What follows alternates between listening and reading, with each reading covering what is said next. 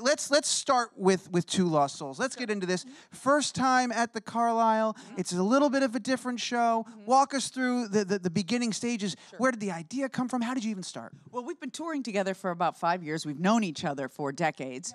And we had a cabaret show and then, of course, the Christmas show. And we always wanted to do Cafe Carlisle. This is true, and this show is a little. I mean, before I was sort of Jane's sidekick, and sometimes people might come to the show and not know that I was in it. Me now. So now we're co-headlining. Yes, I guess. Yes. So yeah. So there's this show is a throwback. There's a lot of really fun arrangements of some show tunes that you might not even know that you like. But I feel like we have a twist and a sensibility that's we're kind of taking something old and making it fresh without pandering. I mean, it's with great heart. Oh, we pander. No. Let's be she panders, truthful. I know. I'm pander free. Yes. But we've done it. We have two Berry Sisters songs. I don't know if you've ever heard of the Berry Sisters, but they were sisters, Yiddish, and they sang in Yiddish and they really had to change their name to Barry, which is it's an Irish name. Right. And let's not even get started. Of course, we're two Irish Catholics, so of course we gravitate to the Yiddish singing.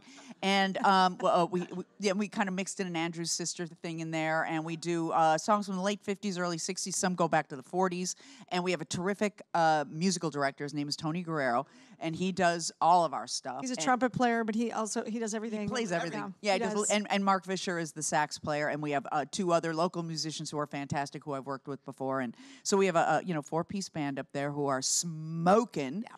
And a lot of jazzy kind of big band arrangements with just those 4 guys. Yep.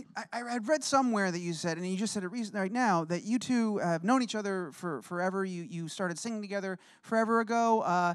What took so long that you only started touring and only started doing this? Television, my dear. So, well, actually, that's true. I mean, work gets in the way. I mean, We did do some charity stuff together, right. But the going out on the road and touring just happened like 5 years ago. And in the tender beginnings of that, I was booked at 54 Below and for my quote unquote solo show, which I didn't have.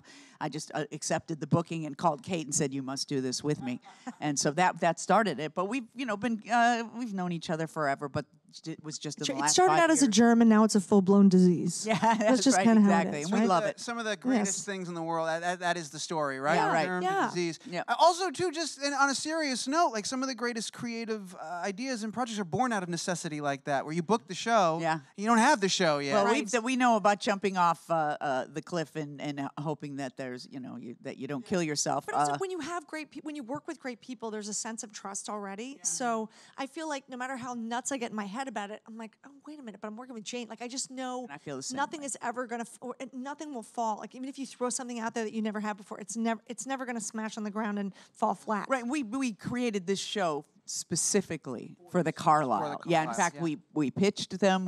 Tony, who's not only a great musical director, he's a great graphic artist. We created a really fun poster they didn't use, and to give them a sense of the show. And they bought it, and we're opening their season. For, and by the way, at the weeks. Carlisle, you can literally smell the performers on stage. The audience is so close. It's like it's so intimate. It's so nuts. wonderful, yes. And what a terrific space with a great history. There's a documentary called "Always at the Carlisle."